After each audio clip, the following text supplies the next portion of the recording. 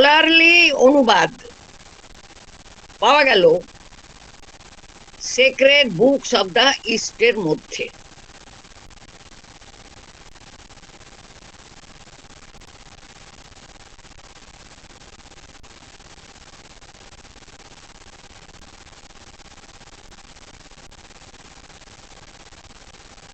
W ম্যাক্সমূলা, ইনি আরেকজন মানুষ।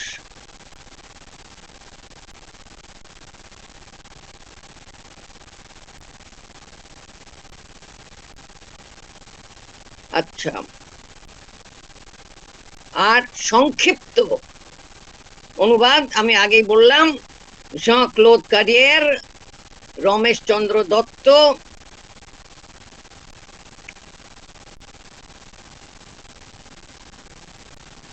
কিশোরী মোহন গাঙ্গুলি বলেছে আগে, মনিয়া উইলিয়ামস,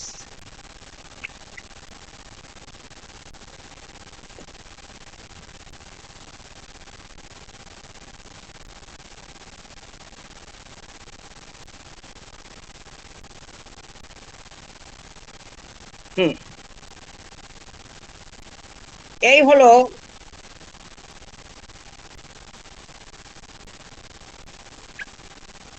ইংরেজি অনুবাদের বিবরণ। ম্যাডাম যদি কিছু বলেন আমি শুশ্রূষু।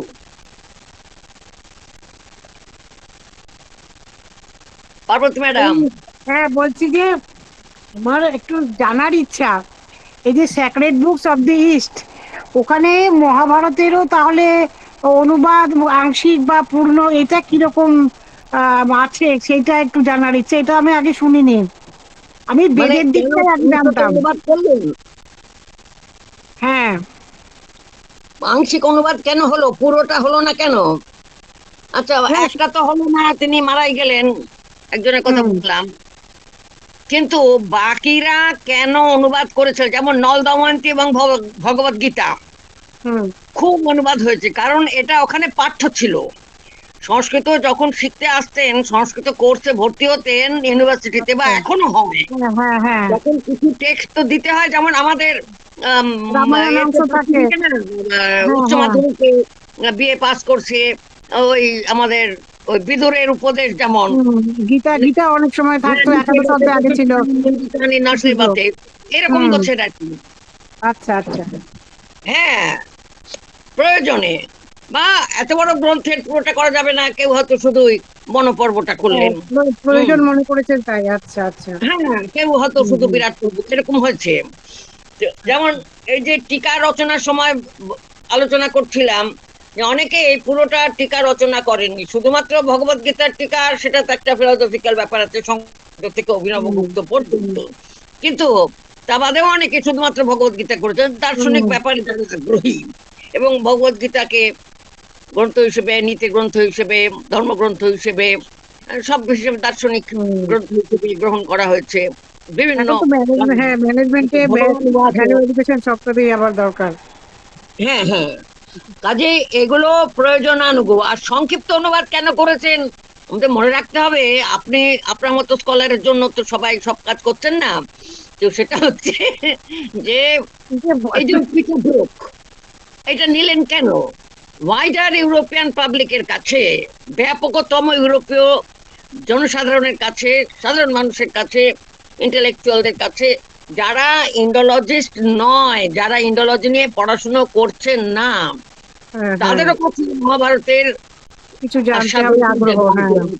করার জন্য খুব বড় কাজ করেছেন Peter Brooke and Jean Claude. তারপরে ইংরেজি ভার্সন হয়েছে, তাই না?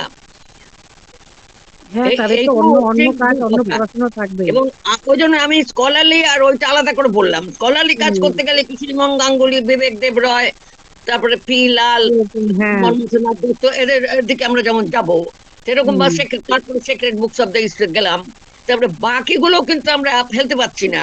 তার কারণ এটা হচ্ছে যে সাধারণ সকলের কাছে, যারা সংস্কৃতের পড়ুয়া গবেষক নয়, তাদের কাছেও যাতে মহাভারত পৌঁছয়, সেজন্য।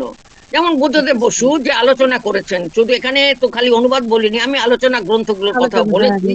বুদ্ধদেব বসু থেকে নৃসিংহ প্রসাদ ভাদুরী, রবীন্দ্রনাথ, ঠাকুর থেকে আরম্ভ করে বাকিদের সকলের উপরে।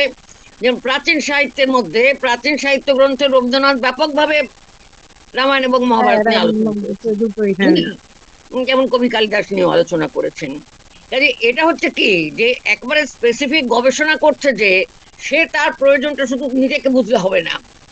যদি সাধারণ ব্যাপকতম মানুষের কাছে এটার একটা অ্যাপিল না থাকে, এর একটা গ্রহণযোগ্যতা না থাকে, তাহলে কিন্তু স্কলারশিপ বেঁচে থাকতে পারে না। দেখুন আমাদের ঋষিরা সেটাই বুঝেছিলেন। ইতিহাস ও পুরাণাভ্যাং বেদার্থম বেদো মা মহয়ং প্রহরিষ্যতি। কারণ যদি সেই সাপোর্টটা না থাকে, সাধারণ ব্যাপকভাবে একটু বুদ্ধিশীল, একটু মননশীল বা সাধারণ একেবারে মানুষ যারা, তাদের কাছে ওই যে যাত্রা পালা এসবের মাধ্যমে মহাভারত পৌঁছেছে, তার জন্য যখন সাধারণভাবে হায়ার স্টাডি বা সূক্ষ্ম গবেষণা, গভীর গবেষণা করার জন্য, মনে রাখবেন আমি বাস্তব কথা বলছি এখন, যে অর্থ বরাদ্দ ইত্যাদি হয়, তখন কিন্তু তারা আপত্তি করবে। কারণ বড় গবেষণাটা কজন পড়বে? 10 জন, 12 জন, 100 জন, 1000 জন, খুব বেশি হলে 5000 জন। সেটার জন্য এত অর্থ ব্যয় কেন করবো? টাকার তো সবারই টাকা, না? এই ব্যাপারটা হচ্ছে। এবং যখন ইউরোপে ইন্ডোলজি যাচ্ছে, ভারত সম্পর্কে আগ্রহ হচ্ছে, তখন তাদের কাছে ভারতের পরিচয় তুলে ধরার জন্য লক্ষ্যশ্লোকী বৈয়াসিকী সংহিতা তোলার দরকার নেই, জেমস অফ মহাভারত তুলে ধরা হয়তো। যেমন ত্রিপিটক, সেই ত্রিপিটকের পুরোটা কারো কাছে তোলা যাচ্ছে না, জাতকের হলো।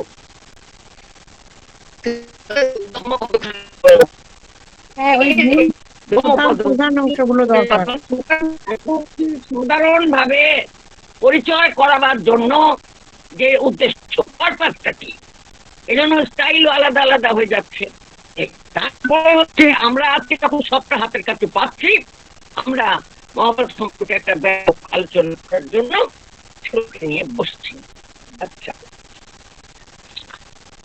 আমি আলোচনা করে একটু গুলিয়ে যেতে পারে, সেজন্য আর একবার বলছি। বাংলা অনুবাদ এবার হয়েছে ম্যাডাম, আর কিছু বলবেন? ঠিক আছে, বুঝিয়ে দিয়েছেন তো আপনি। হ্যাঁ, আচ্ছা, এবার বাংলা অনুবাদের মধ্যে একটু ফিরে আসছি আবার। এখন একটা বলেছিলাম কবীন্দ্র পরমেশ্বর, যিনি আসলে ছিলেন পরমেশ্বর দাস, তিনি মহাভারত রচনা করেছিলেন, মানে রচনাই করেছিলেন।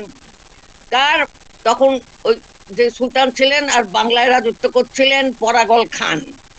আচ্ছা, সেই পরাগল খানের নির্দেশে তিনি মহাভারত রচনা করেন। তারপরে সেজন্য ওনার মহাভারতকে পরাগলি মহাভারত বলেও অনেক সময় উল্লেখ করা হয়। এটা খেয়াল করতে হবে যে পরাগলি মহাভারত কি। আচ্ছা, আর তারপরে তার ছেলে ছুটি খান যখন হয়েছিলেন, তখনও আরেকটি মহাভারত রচিত হয়েছিল, তাকেও ওরকম ডাক নাম ছুটি খান মহাভারত বলে বলা হয়। এবারে আর একজন কবি চন্দ্র ছিলেন, তার নামটাই ছিল শঙ্কর কবিচন্দ্র। তার নাম ছিল শঙ্কর।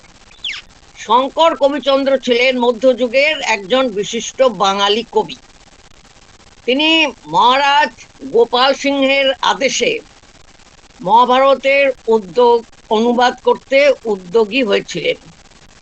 তার সময় সপ্তদশ অষ্টাদশ শতক, বলতে গেলে কৃত্তিবাস ওঝার প্রায় 100 বছর পরে এই শঙ্কর কবিচন্দ্র, যাকে দ্বিজ কবিচন্দ্র, দ্বিজ দয়বর্গীয় মানে ব্রাহ্মণ, আচ্ছা, তিনি পদ্যে অনুবাদ করলেন। এই দ্বিজ কবিচন্দ্রের বা শঙ্কর কবিচন্দ্রের যে মহাভারত, তার শুরুটা কিন্তু একেবারেই যেরকম হয়েছে, ওই লোমহর্ষণ গেলেন, তারপরে সৌনক ঋষিরা তাকে বললেন তুমি কি কি করেছো, সে বলছে ওই সমন্ত পঞ্চকের নাম গোড়াতেই পাওয়া যাচ্ছে। এই তারপরে বললেন যে এখানে জনমেজয় সেখানে সর্পযজ্ঞ করছেন, সেখানে ব্যাস বৈশম্পায়নকে নিয়ে উপস্থিত ছিলেন। তখন ঋষিরা বললেন বৈশম্পায়নের কাছে তুমি কি শুনলে আমাদেরকে বলো। ঠিক ওরকম।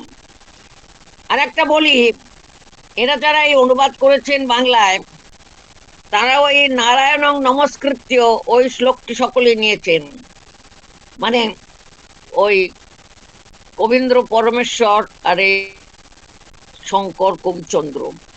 কিন্তু একটা জিনিস খেয়াল করতে হবে যে ওরা তো আর অত টিকা তখন পাননি বা পড়েননি।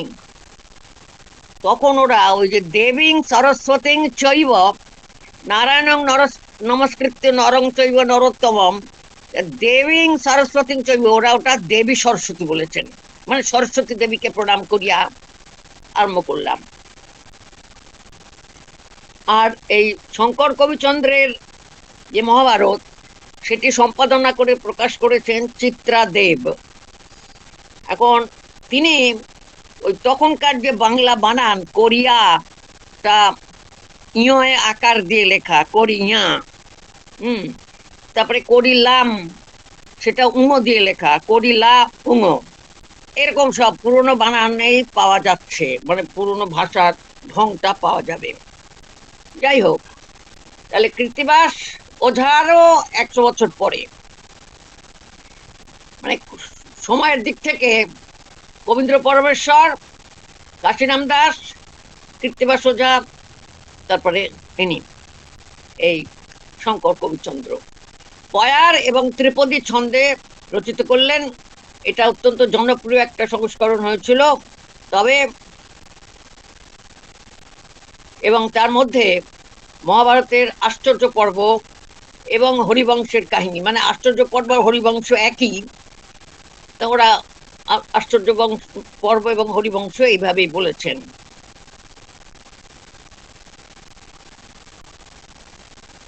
আসলে তার পিতার নাম ছিল মুনিরাম চক্রবর্তী।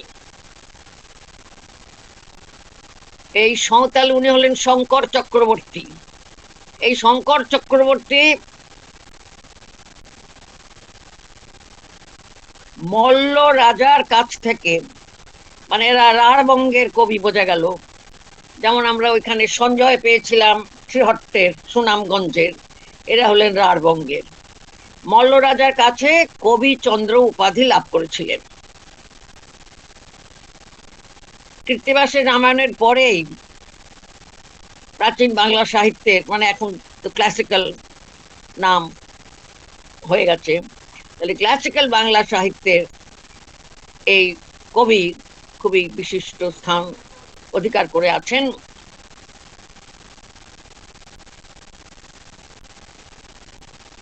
এবং কবিচন্দ্রের অধিকাংশ রচনাই খণ্ডিত। মহাভারত, অশ্বমেধ পর্ব, হরিবংশ এরকম এরকম ভাবে আছে। আচ্ছা, এছাড়াও এই কবিচন্দ্র অন্যদের সম্পর্কে যেমন আর জানা যাচ্ছে না তারা আর কোনো কাব্য রচনা করেছিলেন কি না, এই কবিচন্দ্র কিন্তু আরো কিছু কাব্য রচনা করেছিলেন।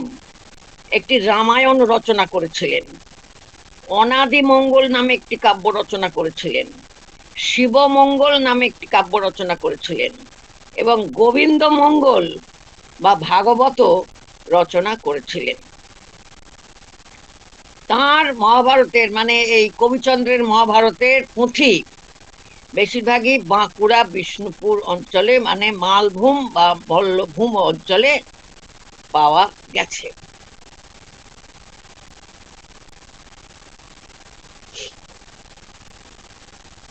একটু অপেক্ষা করবেন, ওকে আবার আর একটা খাতা বের করতে হবে।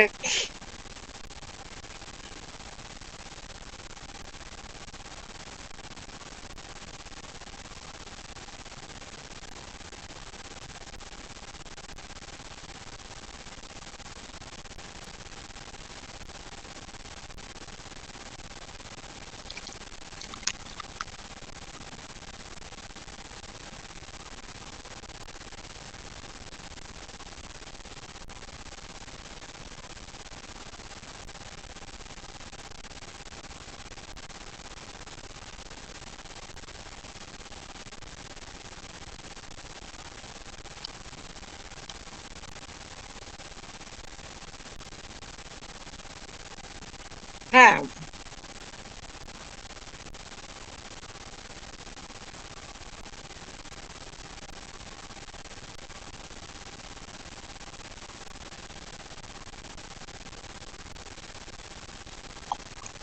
কবীন্দ্র পরমেশ্বর পঞ্চদশ ষোড়শ শতক, এরপর শ্রীকর নন্দী শুধুমাত্র অশ্বমেধ পর্ব রচনা করেছিলেন। তারপরে কাশিরাম দাস ষোড়শ শতক, পদ্যে পূর্ণাঙ্গ মহাভারত। এইগুলো এই কবীন্দ্র পরমেশ্বর থেকে শুরু করে শ্রীকর নন্দী, কাশিরাম দাস, এরা নিজস্ব মহাভারত রচনা করেছিলেন।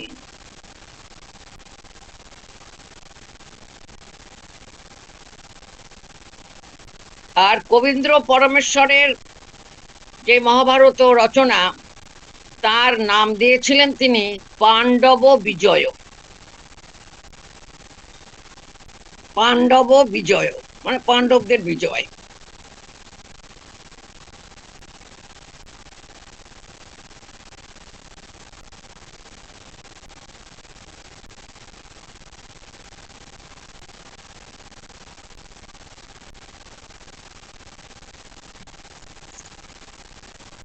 একটু অপেক্ষা করবেন।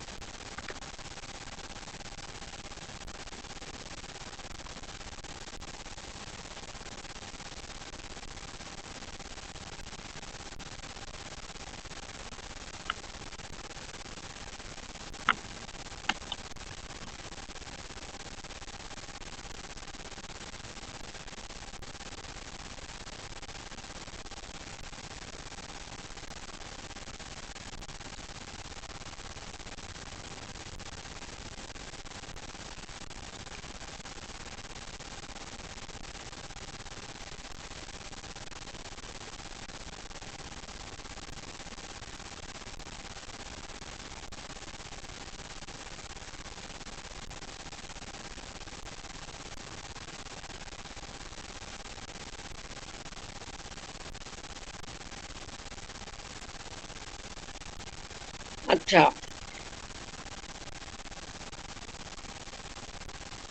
কাশিরাম দাস সপ্তদশ শতকের গোড়ার দিকে, কিন্তু 18 পর্বে রচিত মহাভারতের মানে 18 পর্বের গ্রন্থ মহাভারতের প্রথম 4টে পর্ব রচনা করেই আর বাকিটা তিনি রচনা করতে পারেননি। একটি বিষয় শ্লোক আছে, বিশিষ্ট শ্লোক, আদি সভা বন বিরাটের কত দূর, ইহা রচি কাশিরাম কাশিদাস গেলা স্বর্গপুর। মানে আদি সভা বন এবং বিরাট পর্ব শেষ করতে পারেননি, খানিকটা অংশ বিরাট পর্ব রচনা করেছেন। তারপরে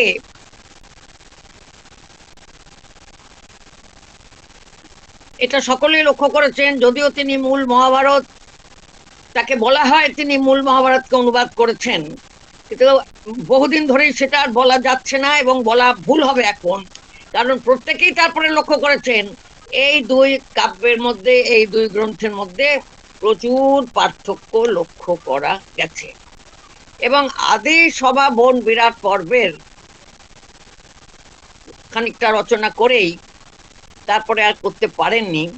পরবর্তী কিছু অংশ তাঁর ভ্রাতুষ্পুত্র নন্দরাম রচনা করেছিলেন বলে অনুমান করা হয়। বাংলা মহাভারতের ইতিহাসে তিনি সর্বপ্রথম বাঙালিয়ানা সৃষ্টি করেছেন বলে সমালোচকেরা বলেন।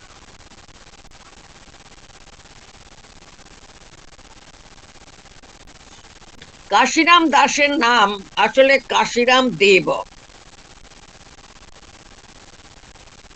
ম্যাডাম একটা কথা বলি, জিজ্ঞেস করছি যে ওই যে বললেন 4টি পর্ব করার পরে উনি স্বর্গে চলে গেছেন, তা উনি আর নিজে কি করে লিখবেন? তাহলে অন্য কেউ লিখেছিল সেটা? হ্যাঁ হ্যাঁ হ্যাঁ হ্যাঁ হ্যাঁ হ্যাঁ হ্যাঁ, আচ্ছা আচ্ছা আচ্ছা এটা ওনার সম্পর্কে খুবই বহুশ্রুত একটি পদ্য। আচ্ছা আচ্ছা, তাহলে ঠিক আছে ঠিক এটা আছে। উনি নিজে লেখেননি। সে তো ওই বটে, নিজে শ্লোকটা তো লিখে- মহাভারতের মধ্যে পাওয়া যায় না, হ্যাঁ, অন্যান্য গ্রন্থে পাওয়া অন্য যায়। পাওয়া যায়। আচ্ছা আচ্ছা হ্যাঁ, বাংলা সাহিত্যে বহু জায়গাতে এই হুম, শ্লোকটা হুম, আছে। আচ্ছা।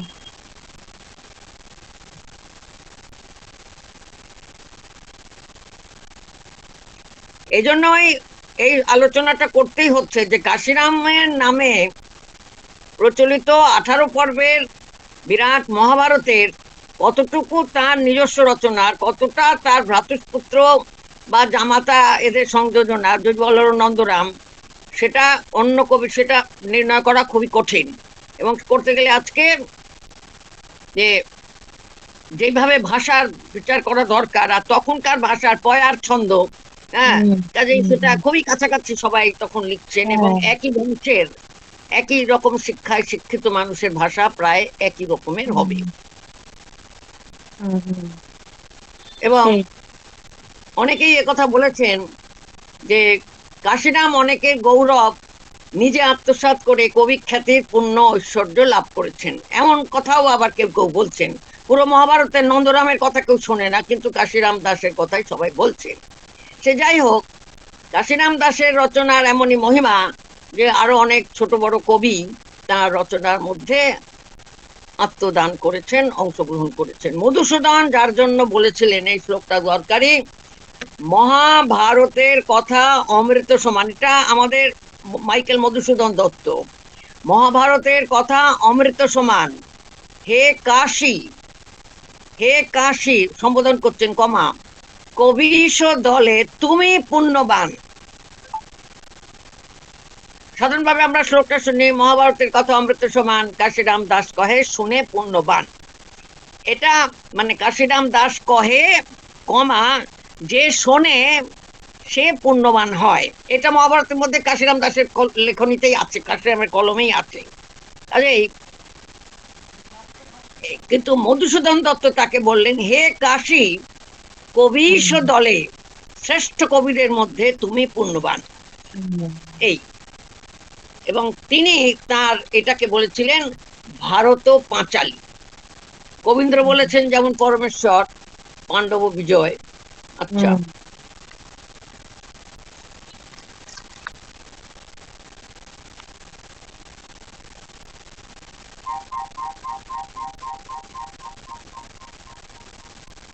কাশিরাম তার নিজের গ্রন্থের কয়েকটা জায়গায় আত্মপরিচয় দিয়েছেন, আর অন্যান্য সোর্স থেকে, অন্যান্য আকর উৎস থেকে তার পরিচয় খানিকটা সংগ্রহ করা যায়।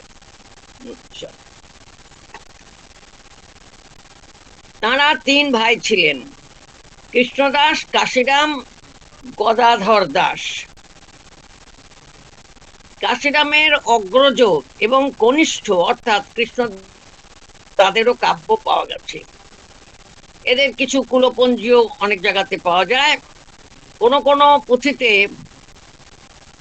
আত্মপরিচয় দিয়েছেন। ইন্দ্রাণী নামে একটা দেশ ছিল ভাগীরথীর তীরে, সেখানে কায়স্থ কুলে জন্ম নিয়েছিলেন সিঙ্গি নামের গ্রামে। তাহলে ইন্দ্রাণী অঞ্চলের অন্তর্গত সিঙ্গি গ্রামে তাদের বাস। এখন এই ইন্দ্রাণী জায়গাটা যে কোথায় ছিল তাই নিয়ে নানা বিতর্ক। এখন কবির জন্ম হয়েছিল কায়স্থ বংশে।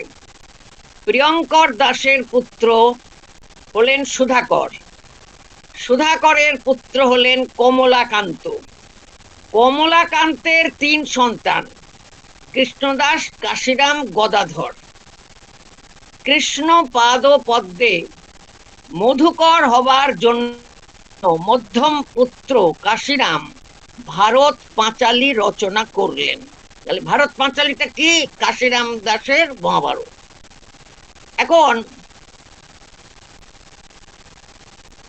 আর এক জায়গায় আবার পাওয়া যাচ্ছে গুরু এবং শিক্ষকের নাম, হরিহরপুর গ্রাম, সর্বগুণ ধাম, পুরুষোত্তম নন্দন, মুখটি অভিরাম, অর্থাৎ মুখটি বংশের অভিরাম হচ্ছেন তার গুরু।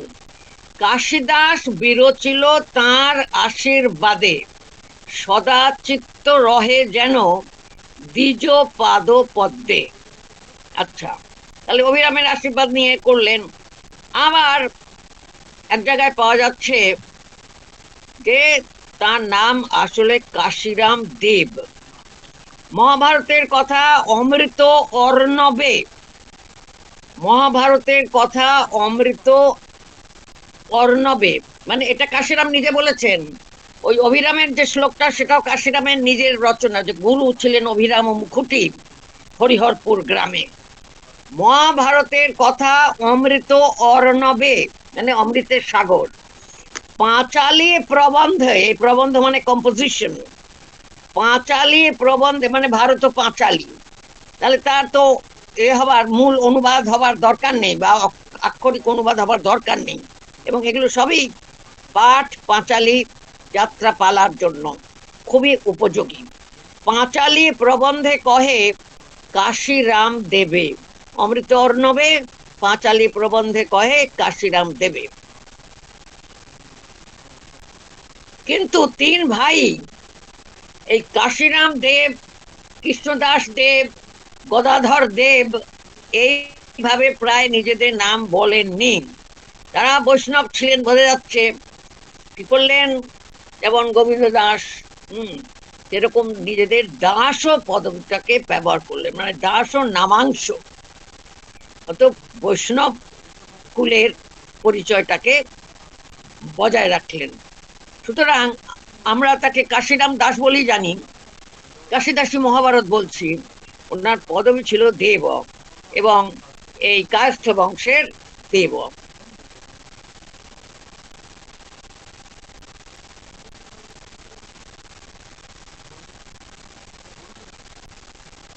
কৃষ্ণের বিশ্বরূপ বর্ণনায় তিনি কাশিদাস খুবই করেছেন। সহস্র মস্তক শোভে, সহস্র নয়ন, সহস্র মুকুটমণি কিরীট ভূষণ, সহস্র শ্রবণে শোভে, সহস্র কুণ্ডল, সহ নয়নে রবি, সহস্র মণ্ডল, বিবিধ আয়ুধ ধরে সহস্রেক করে, সহস্র চরণে শোভে কত শশ ধরে, সহস্র সহস্র হেন সূর্যের উদয়, শ্রীবৎস কৌস্তুভ মণি শোভিত হৃদয়।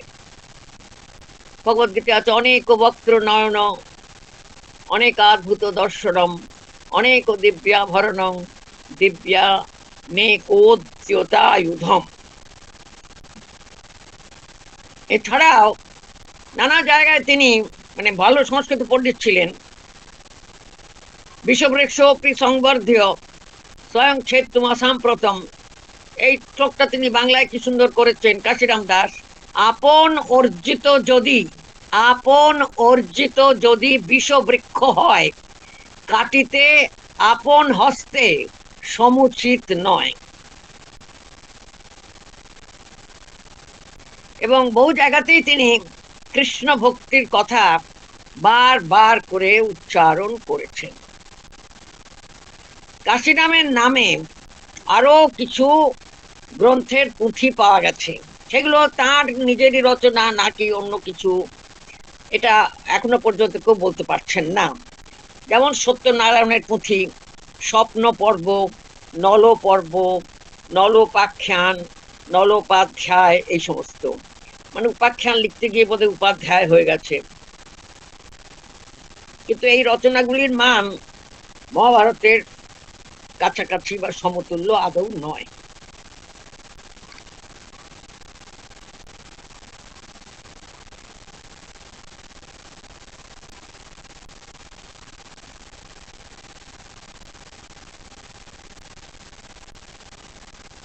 এবার একটু কবীন্দ্রতে যাই।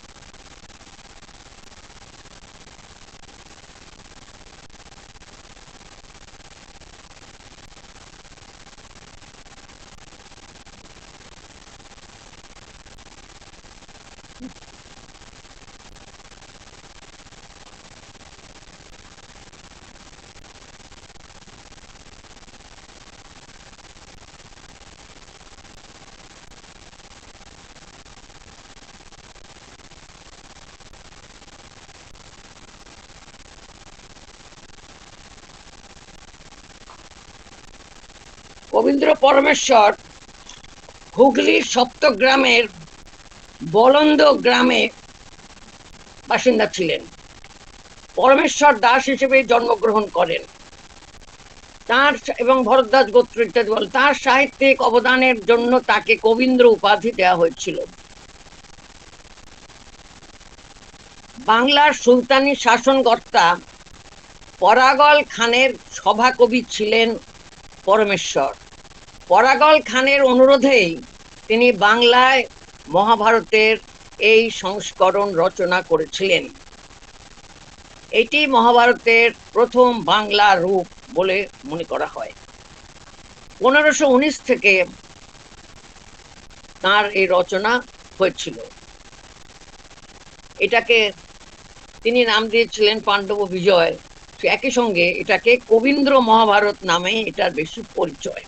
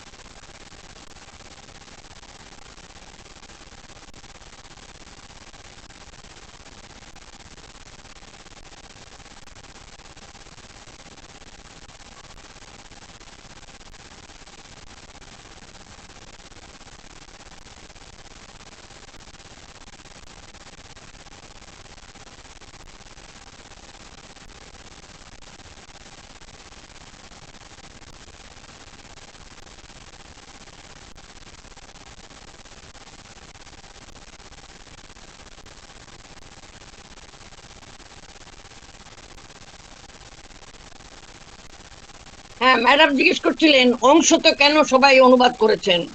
যেমন এই যে শ্রীকরনন্দী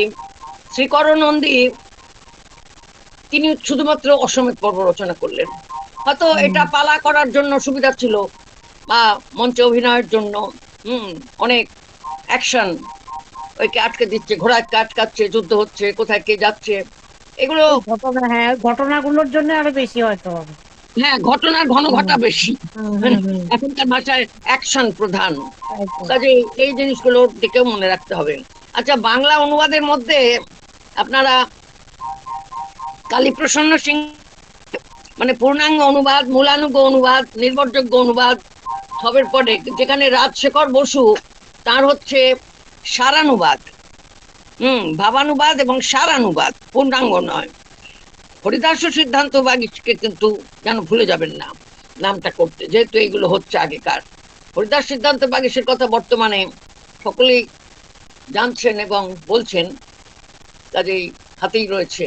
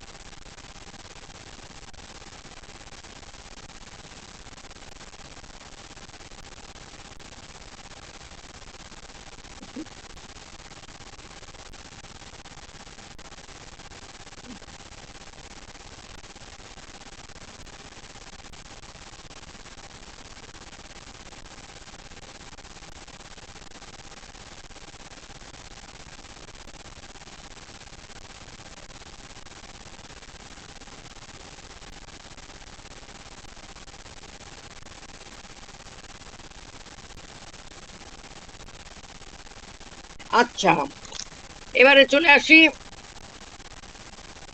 শঙ্কর কবিচন্দ্র। কবীন্দ্র পরমেশ্বর নয়, শঙ্কর কবিচন্দ্র, তাঁর মহাভারত পদ্যে, দ্বিপদী এবং পয়ার এবং ত্রিপদীতে রচনা। এটা প্রথম প্রকাশিত হয়েছে 1389 বঙ্গাব্দ। এখন কত চলছে? 1432 না 33?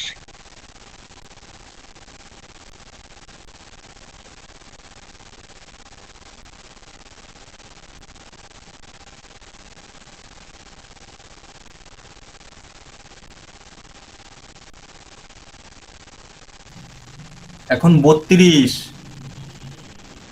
32 তো? হ্যাঁ। তাহলে এই 32 বছর আর ওদিকে 11 বছর ধরুন। 43। হ্যাঁ, এর পুঁথি পাওয়া খুবই মুশকিল।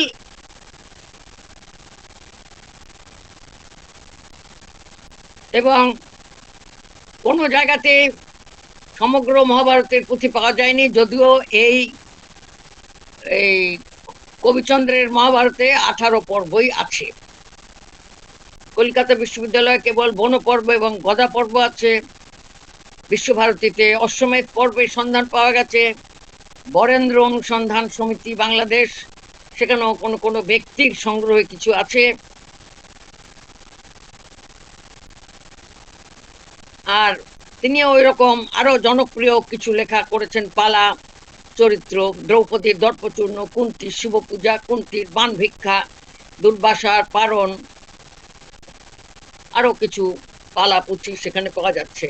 এমনকি বঙ্গীয় সাহিত্য পরিষদেও আদি, বন, উদ্যোগ, দ্রোণ, কর্ণ, শল্য পর্বের তাও খণ্ডিত পুঁথি। যাই হোক, চিত্রাদেব বহু কষ্ট করে সেগুলো দিয়েছেন।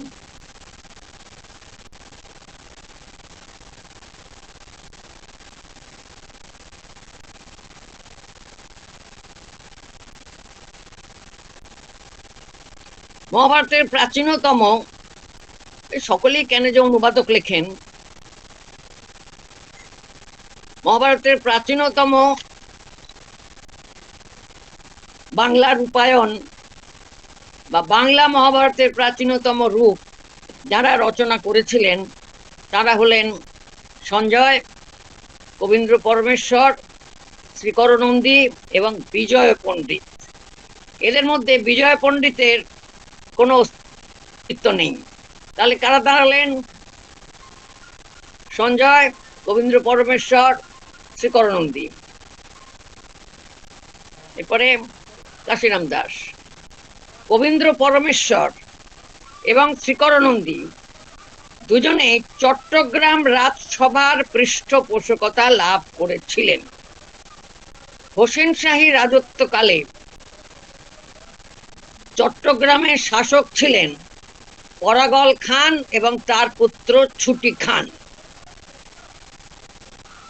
পূর্ববঙ্গের দিকে চলে গেল। ওই সময় ছিল পরাগলের আদেশে কবীন্দ্র সম্পূর্ণ এবং ছুটি খানের আদেশে শ্রীকরনন্দী জৈমিনীর অশ্বমেধ পর্ব রচনা করে। এদের তিনজনের মহাভারত পূর্ববঙ্গে লেখা হয়েছিল এবং সেখানেই এরা বেশি প্রচারিত ছিলেন, ঘরে পরিচিত ছিলেন। পশ্চিমবঙ্গে লেখা প্রথম মহাভারত কাহিনী হলো রামচন্দ্র খানের অশ্বমেধ পর্ব। সেটা জৈমিনী সংহিতার আদর্শে রচিত। এই জৈমিনীর কথা সঞ্জয়ের ভারত প্রসঙ্গে বলেছিলাম। কাশিরাম দাসকে ব্যাপকভাবে মহাভারত রচয়িতা বলে, মানে এখন আর অনুবাদক বলছি না,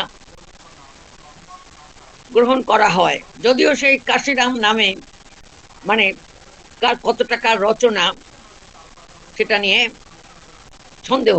তিনি প্রায় চারটে পর্ব লোকান্তরিত হলে অন্যান্য কবিরা বাকি অংশ রচনা করেন এবং সেটাকে একটি কাশিদাসী সংহিতা বলা যেতে পারে। কাশিদাসী মহাভারতে নিত্যানন্দের নারী পর্ব, নন্দরামের দ্রোণ পর্ব, রঘুনাথের অশ্বমেধ পর্ব, জিত ঘটকের মুসল পর্ব যুক্ত হয়েছে। ওই নন্দরামের কথা আগে যেটা বললাম, পরবর্তী গবেষণায় আরো পাওয়া যাচ্ছে যে আরো অনেক কবি এখানে এসেছেন, যার কথা মধুসূদন দত্ত বারবার করে বলেছেন। এবং সব পর্বেই কিন্তু ফণিতায় মানে কলফনে, পুষ্পিকায়, ওই অন্তর্বর্তী পুষ্পিকা পর্বের গোড়ায় এবং শেষে কাশিদাসের নামে বলা আছে। যেমন করে কাশিরাম দাস ভণিতা করে গিয়েছেন সেটাই তারা করেছেন। এখন কাশিরাম দাসের পরবর্তীকালে সম্পূর্ণ মহাভারত সংক্ষেপে রচনা করলেন। খেয়াল করবেন, সম্পূর্ণ মহাভারত সংক্ষেপে। কাশিরাম দাসের সম্পর্ক সেই কথাই বক্তব্য, ইন্দ্র পরমেশ্বর সম্পর্ক সেটাই।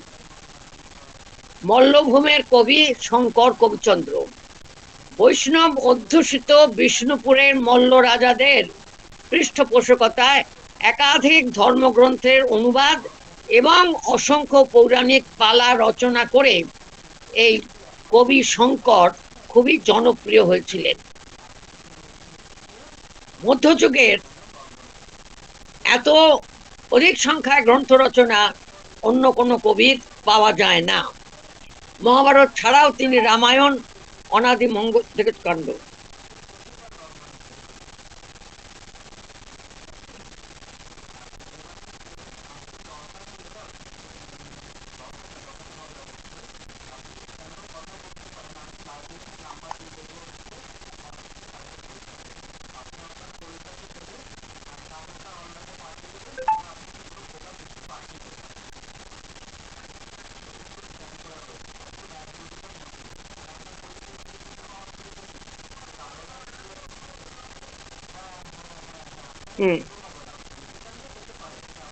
শিবমঙ্গল, গোবিন্দমঙ্গল, ভাগবত এই সমস্ত রচনা করেছেন। এই জন্য কবিচন্দ্রের পুঁথি ওই দক্ষিণ পশ্চিম রাঢ়বঙ্গে হওয়ার জন্য ওডিশা এবং বিহারের কিছু অঞ্চলে পাওয়া গেছে। এছাড়াও বাংলাদেশ, অসম এবং বর্মা সীমান্তেও তার রচনার পুঁথি পাওয়া গেছে।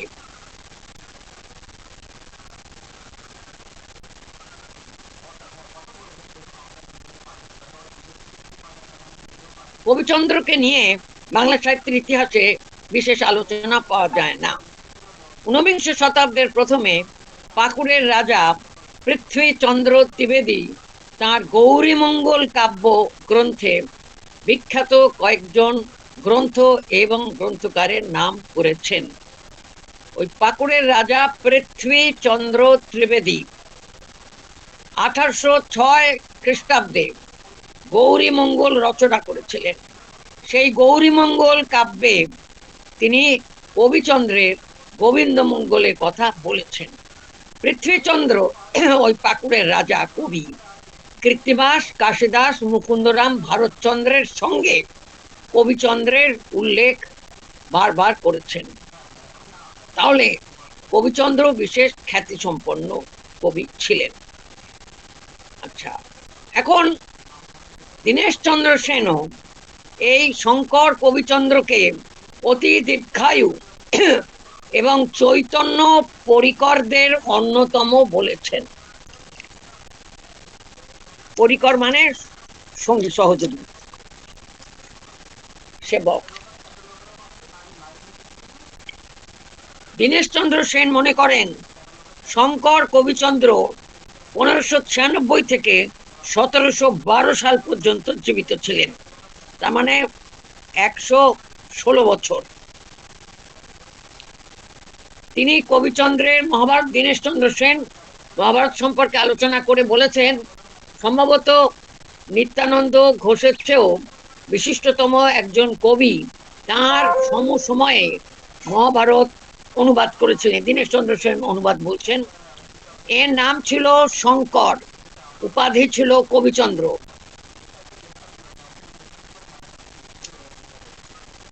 ডক্টর তমনাশ দাশগুপ্ত তার গ্রন্থে কবিচন্দ্রকে সাগর দিঘার কবি শঙ্কর বন্দ্যোপাধ্যায় রাম শঙ্করের সঙ্গে অভিন্ন বলেছেন।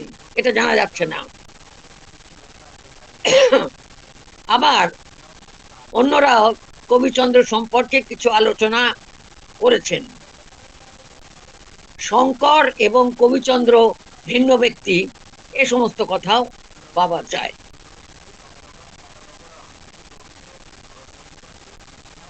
ডক্টর সুকুমার সেন, ডক্টর অসিত কুমার বন্দ্যোপাধ্যায়, বাংলা সাহিত্যের যারা, তারা সকলেই কবিচন্দ্র সম্পর্কে বলেছেন, কবিচন্দ্র শ্রী শঙ্কর চক্রবর্তী মধ্যযুগের অন্যতম শ্রেষ্ঠ কবি। তাহলে ওর নাম শঙ্কর, আগে বললাম মুনিরাম চক্রবর্তী, ওটাই প্রামাণ্য।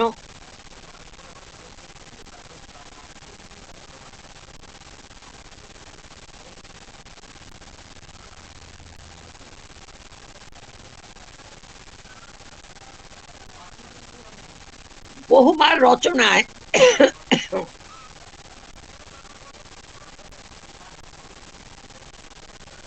শঙ্কর তার বাসস্থানের কথা বলেছেন। মল্লভূমি পান্নয় বসতি, ব আকার দন্ত নয় বয় আকার। মেঘার দক্ষিণ দিকে পান্নায় বসতি, মেঘার দক্ষিণে ঘর, পান্নায় বসতি। দ্বিজ কবি চন্দ্র গায়, পান্নায় বসতি। এই জন্য বললাম দ্বিজ কবিচন্দ্র। পান্নোয়া মানে পানুয়া, পয়কার দন্ত নয় বফলা আকার, বা এখন পানুয়া, বর্তমানে বাঁকুড়া জেলার অন্তর্গত একটি পল্লীগ্রাম। তাহলে আমরা দেখতে পাচ্ছি একটা জিনিস, উত্তর পূর্ব থেকে পূর্ববঙ্গ এবং গাঙ্গেয় ভূমি এবং রাঢ়বঙ্গ সব জায়গাতেই নতুন ভাবে মহাভারত রচনার এই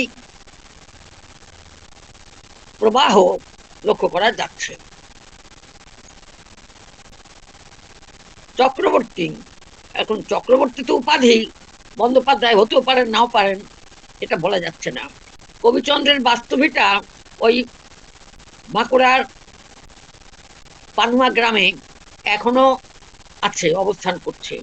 তার নিকটবর্তী অনেকটা স্থান জুড়ে বাস করেন কবিচন্দ্রের বংশের উত্তর পুরুষেরা, বিশাল চক্রবর্তী পরিবার। ওই জায়গাটাকেই কবিচন্দ্র পাড়া বা চক্রবর্তী পাড়া, ভট্টাচার্য পাড়া, বামুন পাড়া এসব বলা হয়। তাদের কুলদেবতা রঘুবীর এবং দামোদর। নারায়ণশিলা এখনো পূজিত হন। তাহলে রঘুবীর মানে হলেন কে? রামচন্দ্র। হ্যাঁ, এখন রামচন্দ্রকে নিয়ে তো অনেক হই হই হচ্ছে, তাই আর কি।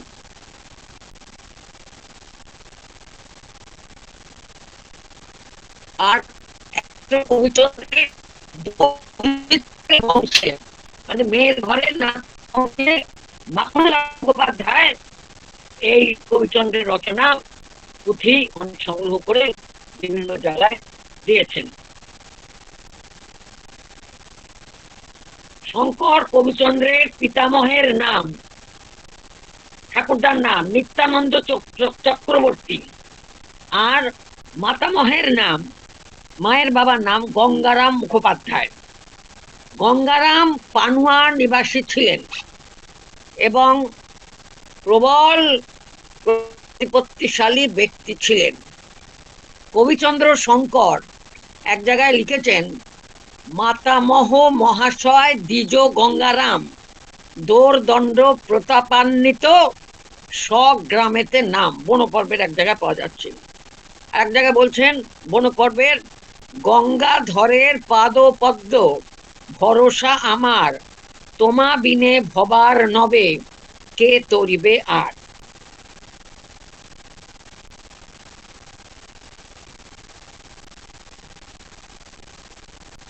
অন্য জায়গায় তিনি বলেছেন, কহে কবি শঙ্কর বসুদেব প্রাণ মোর, আপনি বলাবে মুখে বাণী। মানে শ্রীকৃষ্ণই সব করাবেন, বৈষ্ণব বাড়ি তো। আচ্ছা, বসুদেব বটে মোর প্রথম গায়ন, সংক্ষেপে রচিল পোথা গানের কারণ। প্রথমেই বলছেন গানের কারণ। সংক্ষেপে 18 পর্ব করি রাত্রি দিনে নৃপ আজ্ঞা পাইয়া দিল বসুদেব গায়নে। বসুদেবের কণ্ঠে বসিয়া মানে বসিয়া বলাইবে বাণী, গান কাল সারদা সমেত চক্রপাণী। এটা হলো স্বর্গারোহণ পর্বে। বসুদেব গায়েন, সম্ভবত নিজেও কিছু কাব্য রচনা করতেন। এই বসুদেবের কথা দ্বিজ বসুদেব বলে, শুনো সর্বজন, একাদশী করিলে নাহি যম দর্শন। তো নাইটা নাই রস্বইকার। কবি চন্দ্র সুত দ্বিজ বসুদেব গায়। এখন কবিচন্দ্রের পুত্র বা বংশের দ্বিজ বসুদেব কেউ হয়তো ছিলেন। অন্য জায়গায় নিত্যানন্দের পুত্র মুনিরাম বা মুনিরাম পণ্ডিত ছিলেন। পানুয়ার একটি চতুষ্পাঠীতে অধ্যাপনা করতেন। স্থানীয় অধিবাসীরা এখনো ওইটাকে, যেমন বনরামনাথের টোল নবদ্বীপে আছে, মুনিরামের টোল আছে। শঙ্কর তার পিতার কথা বহু জায়গায় উল্লেখ করেছেন, যেমন বনপর্বে চক্রবর্তী মুনিরাম অশেষ গুণের ধাম দস্য সুত কবি চন্দ্র গায়। চক্রবর্তী মুনিরাম অশেষ গুণের ধাম দস্য সুত গাইল শঙ্কর। এরকম নানাভাবে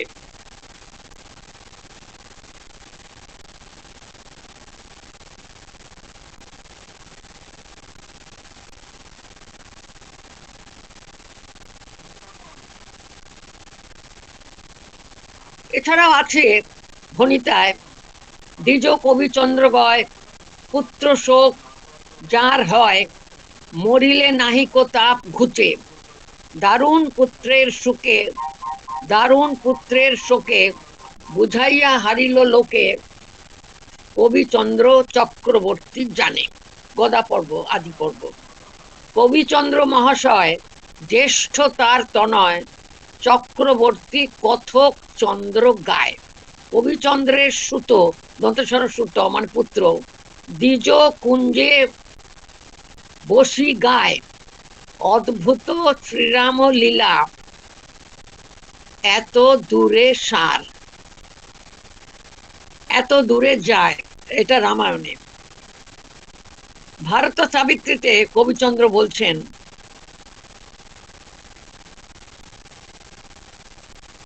1740 খ্রিস্টাব্দর কোনো এক সময়ে কবিচন্দ্রের মৃত্যু হয়েছিল, যখন রাজা ছিলেন গোপাল সিংহ রাঢ়বঙ্গে।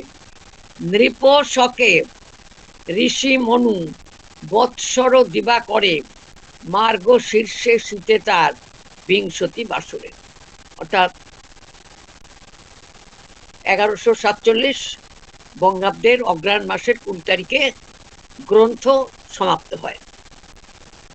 কবি মহাভারতের সমাপ্তির সময় নির্দেশ করেছেন, তার মানে তার মহাভারত কবে রচনা করা শেষ হয়েছিল? 1147 বঙ্গাব্দের অগ্রহায়ণ মাসের 20 তারিখে।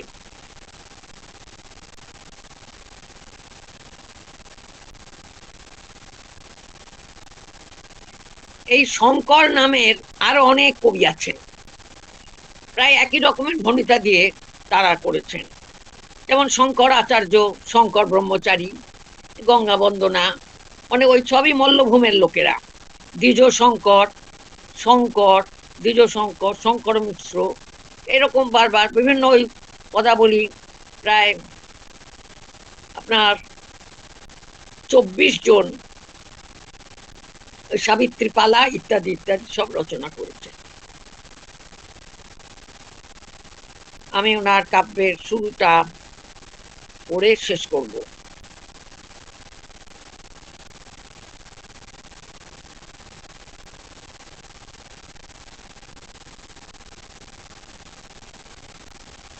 এরাও এই যে তিনি রচনা করছেন ভারত মহাভারত দুরকম নামই দিয়েছেন।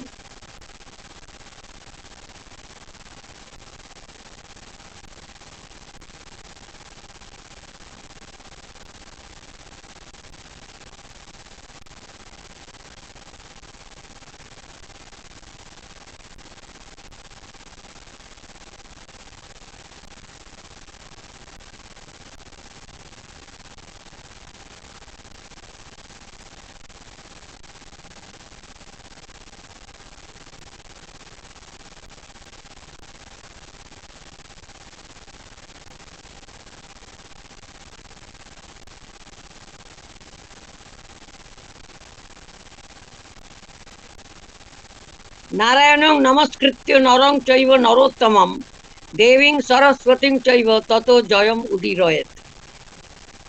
প্রণমিয়া নারায়ণ নরোত্তম নরে দেবী প্রণমিয়া সমাদরে। জয়াক্ষ ভারত গ্রন্থ যে করে কীর্তন সর্বকার্যে জয়ী সেই না দেখে সমন, মানে তার মৃত্যু হয় না। এইখানে এই যে জয় গ্রন্থের নাম জয় জয় সংহিতা, সেটাও বলে দিলেন। এটা যে ভারত নামে পরিচিত সেটাও বলে দিলেন। বাসুদেব পিতামহ দেব প্রজাপতি পরাশর ব্যাস শুক সৌনক মহামতি নারদাদি করিয়া যতেক ঋষিগণে পিতামাতা শ্রীগুরুর বন্দিয়া চরণে। যত তীর্থ যত ক্ষেত্র আছে পৃথিবীতে তা সবারে প্রণাম করহ জোর হাতে। সর্ববিঘ্ন বিনায়কাদিত্য বসুগণ, বিনায়ক আদিত্য বসুগণ, তারপরে বন্দ মুনি লোমহর্ষণ। লোমহর্ষ হয় যার কথার শ্রবণে ব্যাস শিষ্য সুত তারে কহে মুনিগণে। নৈমিষারণ্য ক্ষেত্রে সৌনকাদি ঋষি যজ্ঞ করে কৃষ্ণ পাব মনে অভিলাষী। একদিন সুখে বসিয়া যত ঋষিগণ দর্শন হেতু গেলা শ্রী লোমহর্ষণ। বসাইয়া সুভাষণে বসে ঋষিগণ জিজ্ঞাসয়ে কোথা হতে হল আগমন। এতকাল মহাশয় কোন স্থানে ছিলে, মানে ঋষিরা লোমহর্ষণকে জিজ্ঞেস করছেন। দর্শন দিয়া সবে পবিত্র করিলে। জিজ্ঞাসিত হইয়া সুত ঋষিগণে কয় সর্প সত্র যজ্ঞ করে রাজা জন্মে জয়। জন্মে জয় বলছেন না, সব জায়গাতে জন্মে জয় বলছেন। এই জন্য বাঙালিদের অনেকের নাম জন্মে জয়। মনে করে লোকে ভুল করেছে, কিন্তু বাংলা সাহিত্যে সেটার নমুনা আছে। সশিষ্যে আইলা তথা, একটা সুত লোমহর্ষণ বলে যাচ্ছে, সর্পযজ্ঞ করছে। সশিষ্যে আইলা তথা ব্যাস তপোধন সমাদরে পূজে রাজা ব্যাসের চরণ। বসাইয়া দিব্যাসনে জোর করে কয় ত্রিকালের কথা তুমি জানো মহাশয়। কহিবে মোদের কিছু বংশের চরিত বংশানুচরিতং চৈব শুনিতে হৃদয় মোর হইল বাঞ্ছিত। কহিবে মোদের কিছু বংশেরও চরিত শুনিতে হৃদয় মোর হইল বাঞ্ছিত। ধৃতরাষ্ট্র পাণ্ডবের সন্তোষ যেমনে দুর্যোধন পাণ্ডবে বিরোধ কি কারণে। পিতামহ আমার কেমনে কইল রণ কৌরব সহিত হইল ক্ষত্রিয় নিধন। যে কহিলাম অপর যে কথা জানো তুমি, এই কহিলামটা উন্নতি আছে। কহ কহ শ্রবণ করিব সব আমি। এত শুনি সংক্ষেপে কহিলা বেদব্যাস বেদতুল্য ভারত পুরাণ ইতিহাস। অপর যতেক বৈষম্পায়ন কহিবেন এত কইয়া ব্যাস তপস্যায় চলিলেন। বৈষম্পায়ন কহিলা শুনিলা জন্মে জয় শুনিয়া চলিলা সর্বে যার যে আলয়। নানা দেশ তীর্থক্ষেত্র করি পর্যটন সমন্ত পঞ্চক আমি করিলাম গমন। করিলাম আছে, ওখানকার লোকেরা দেখবেন বলে করিলাম, এরকম করে উচ্চারণ করে। গায়ানছি গায়ানছি গেলা, মানে গেলাম কে বলে গেলাম। কুরু পাণ্ডবেরও যুদ্ধ যেখানে হলো পরস্পর করি যুদ্ধ সবাই মরিল। তোমরা মহাত্মা সূর্য অগ্নির সমান অতএব দেখিতে আইলাম এই স্থান। দেখিতে আইনা এই স্থান। কহ কহ সৌনক মুনি এত শুনি কয় শুনিব ভারত কথা যাতে জ্ঞান হয়। এই তারপরে বলতে আরম্ভ করলেন।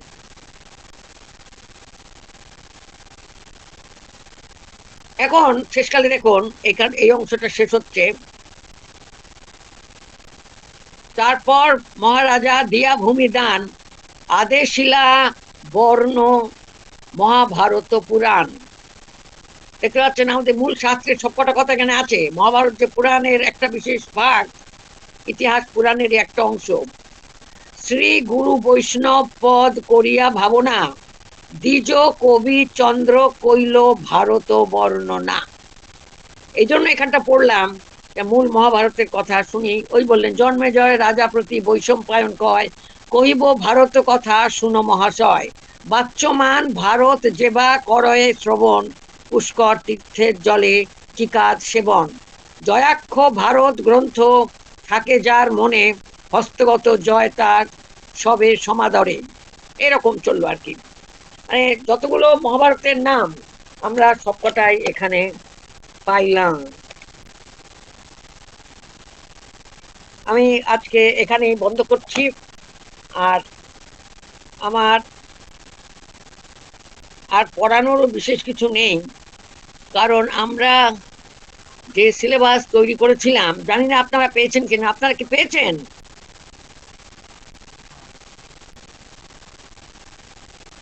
হ্যাঁ, শোনা যাচ্ছে নাকি? বুঝতে পারছি না। হ্যাঁ ম্যাডাম, হ্যালো। হ্যাঁ, আপনারা শুনতে পাচ্ছেন তো এতক্ষণ যে বললাম? হ্যাঁ হ্যাঁ হ্যাঁ, আমরা শুনতে পেয়েছি ম্যাডাম। হ্যাঁ, আমরা সিলেবাস পেয়েছিলাম। পেয়েছেন? হ্যাঁ, সিলেবাস পেয়েছিলাম। পেয়েছিলেন? হুম। আচ্ছা, আমি সিলেবাসটা খুলছি, দাঁড়ান। এটা আমার এটা যন্ত্রের মধ্যে আছে, ওটাকে যন্ত্রটা কাটতে হবে। দাঁড়ান। তবে আপনি যদি আপনারা কি একটু গ্রুপে আরেকবার যদি পাঠিয়ে দেন সুবিধা হতো। মানে আমার ফোনটা একটু ফরম্যাট হয়ে যাওয়ার সমস্যা হয়ে গেছে।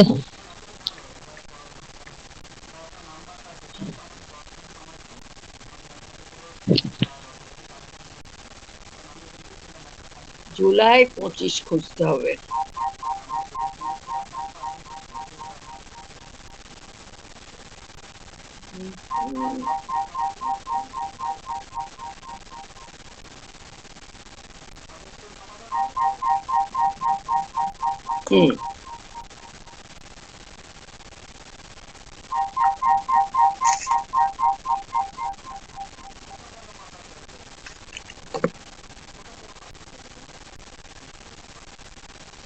আচ্ছা,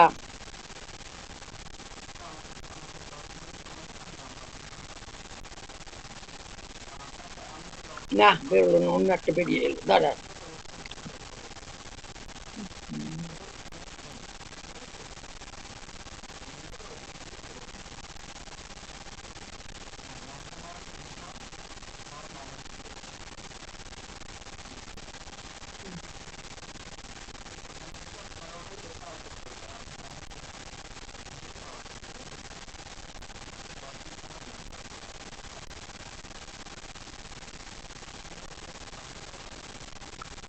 এতগুলো মহাভারতের কোর্স হয়েছে, এক একটা বেরিয়ে আসছে পাল্টা। ম্যাম, আমার কাছে লেখা আছে, বলছি, যদি বলেন তাহলে আমি 1 ঘন্টা পরে গ্রুপে দিতে পারবো।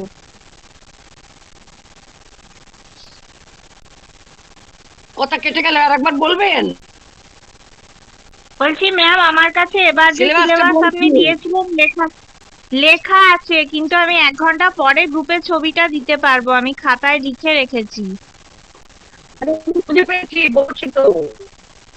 আচ্ছা, ঠিক আছে। কোর্স তো চলে আসছে। আচ্ছা, পেপার 1 সেকশন 1, মহাভারতের নেমিং অফ মহাভারত, বৈয়াসিক মহাভারত, শাস্ত্র বিভাগ, বিদ্যা, পুরাণ, ইতিহাস, meaning of the words etcetera etcetera. হয়েছে? এটা হয়ে গেছে, পড়িয়েছি। The country of Kuru, origin of Kuru clan, origin of Kurukshetra, holy place. Bharat war between the Kauravas and the Pandavas or within the Kuru clan. Battlefield Kurukshetra, the country is Bharatvarsha. Critical composition of narrative structure of the Mahabharata and Valmiki's Ramayana. The purpose of creating Mahabharata available in internal evidence, মানে মহাভারতের মধ্যে যা পাওয়া গেছে। Reduction and stages of growth of Mahabharata, 3 stages of narrative, speakers, etc., etc. এটা হলো paper 1 section 2।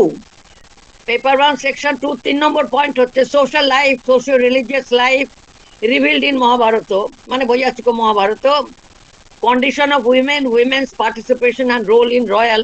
এটা আমি পড়াবো না, এটা অদিতি ভট্টাচার্য পড়াবেন, ডক্টর অদিতি ভট্টাচার্য। আচ্ছা, পেপার 2 সেকশন 1 কনসেপ্ট অফ ধর্ম, রাজধর্ম, ধর্মযুদ্ধ, এটা কি পড়ানো হয়েছে? হ্যাঁ, ওমা কেউ কথা না বলে না। ম্যাম, ধর্মযুদ্ধ না ম্যাডাম, কিছু এখনো পড়ানো হয়নি এটা। হয়নি এখন না, না। ওটা। ধর্ম, রাজধর্ম, ধর্মযুদ্ধ, শান্তি পর্ব পড়া হচ্ছে তো, সেখানে কি এটা আলোচনা হয়েছে? না মুখ্য ম্যাম, ধর্ম আলোচনা হচ্ছে। মুখ্য ধর্ম হচ্ছে তো। আচ্ছা, ethics and moral values of both personal and social life, এটা আমি খানিকটা আলোচনা করেছি অনুগীতা ইত্যাদি পড়াবার সময়। Teachings of Vidura, the embodiment of dharma, মানে পেপার 2 সেকশন 1। এইটা বোধহয় আমি কোনোটাই পড়াইনি, খানিকটা ছুঁয়ে গেছি এথিক্স অ্যান্ড মোরাল ভ্যালুজ যখন অনুগীতা পড়িয়েছি তখন। আচ্ছা, টিচিংস অফ বিদুর আলাদা করে হয়নি বোধহয়। Paper 2 section 2 account of the commentaries and commentators of Mahabharata, এটা হয়ে গেছে। Bengal's contribution in commentary and interpretation always a critical literature on Mahabharata 14th to 20th century। ঠিক আছে, ঠিক আছে। তারপরে special reference to Arjun Mishra and Haridas Siddhanta Bagish, Mahabharata in Indian art culture including visual and performing arts. আচ্ছা, এই পেপার 2 এই সেকশন 2 পুরোটাই আমি পড়িয়ে দিয়েছি।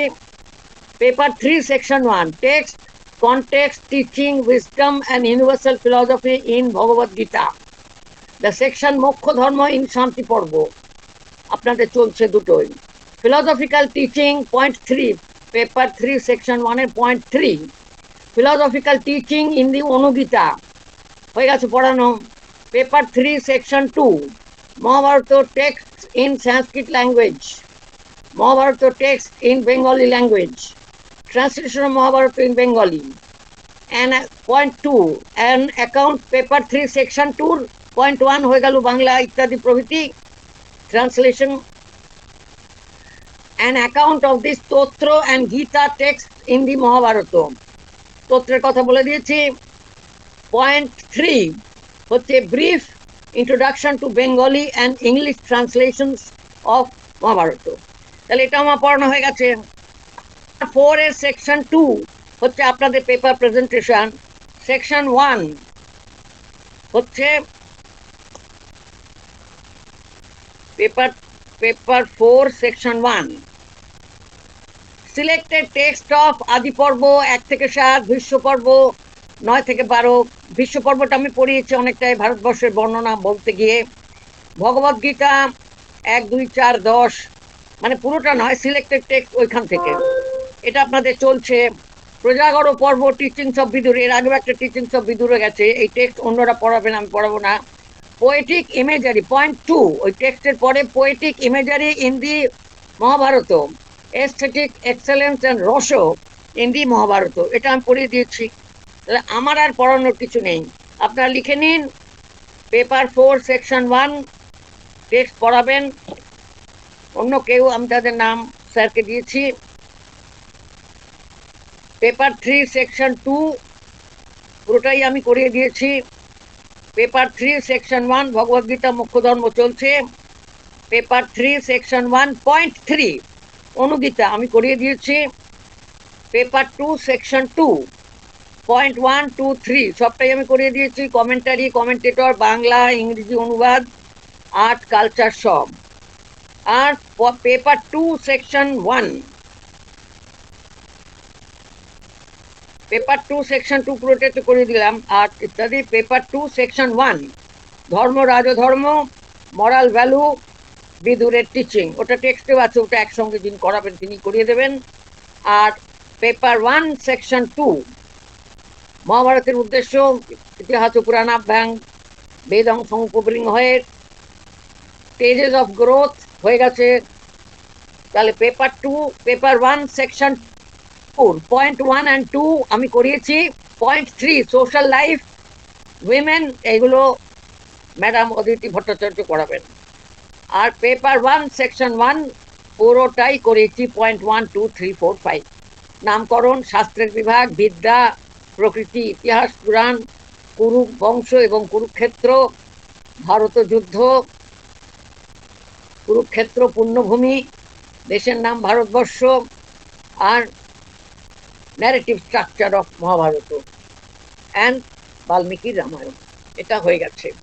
এখন যদি বলেন যা আমি করিয়েছি তার মধ্যে কোনোটা আর একবার রিভাইজ করতে হবে, সেটা বলতে পারেন, না হলে আমার ক্লাস আমি শেষ করলাম আজকে। কি হলো, শোনা যাচ্ছে না নাকি? হ্যাঁ শোনা যাচ্ছে। এত কথা বলছেন না কেন কেউ?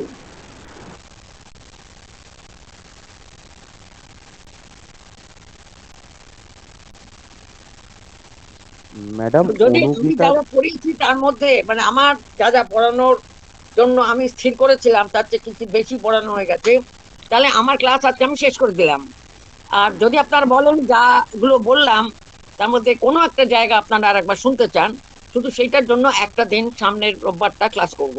এখন বলুন আপনারা, বোধহয় আর ক্লাস চাইছেন না, বুঝে গেছি। ঠিক আছে ম্যাডাম, ম্যাডাম, আপনি যেহেতু ম্যাডাম। পড়িয়েছেন পড়ি, তারপর যদি কিছু প্রশ্ন হ্যাঁ। থাকে সামনে ম্যাম ওই রাজধর্মের ওটা আরেকবার একটু রিভাইজ দিলে ভালো হয়, আমার ওটাই অসুবিধা আছে। কোনটা রিভাইজ দিলে ভালো হয়? ওই যে রাজধর্মের যেখানটা পড়িয়েছিলেন। না, রাজধর্মটা আমি পড়াইনি। ও আচ্ছা ওটা ঠিক আছে। শান্তি পর্বে রাজধর্ম মোক্ষ ধর্ম সবই আছে, ধর্ম, রাজধর্ম আর ধর্মযুদ্ধ। ধর্মযুদ্ধের বিষয় তো দেবব্রত বাবু আলোচনা করছেন ভগবত গীতা ক্লাসে।